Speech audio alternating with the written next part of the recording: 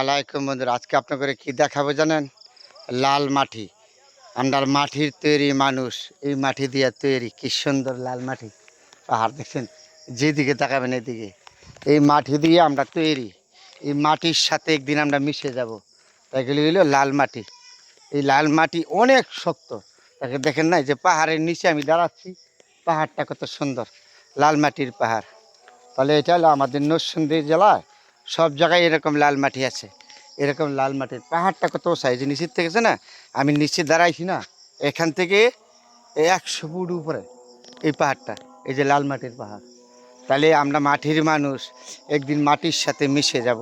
তাহলে আজকে আপনাদের সাথে লাল মাটির পাহাড় দেখালাম। কি সুন্দর পাহাড়, দেখে মনটা ভরে গেছে। আপনাদের সাথে শেয়ার করছি। যেদিকে যাবেন এদিকে লাল মাটির পাহাড়। দেখবেন পাহাড় আর পাহাড়। আমি পাহাড়ের 100 ফুট নিচে গভীরে দাঁড়াইছি, এর ভিতরে আবার আছে নিচে 200 ফুট, ওইদিকে আছে আবার 200 ফুট নিচে। তাহলে এইটা হলো 100 ফুট নিচে এই লাল মাটির পাহাড়। এই যে পাহাড়ের উপরে আবার গাছ আছে, দেখছেন কত সুন্দর সুন্দর গাছ। এই লাল মাটি শুধু আমাদের নরসিংদী জেলায় পাবেন। এত সুন্দর পাহাড়ি এলাকা, লাল মাটি কত সুন্দর জায়গা দেখতে। লাল মাটি এই বলি সে, আমরা মাটির মানুষ, একদিন মাটির সাথে মিশে যাব আমরা সবাই। কিন্তু আমরা মাটিকে সম্মান করব, মাটির প্রতি।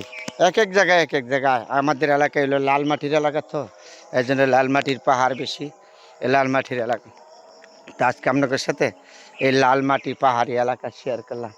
কি সুন্দর পরিবেশ, দেখে মনটা বলে গেছে না? এই যে আমি এই লাল মাটির 100 ফুট নিচে আমি দাঁড়িয়ে রয়েছি।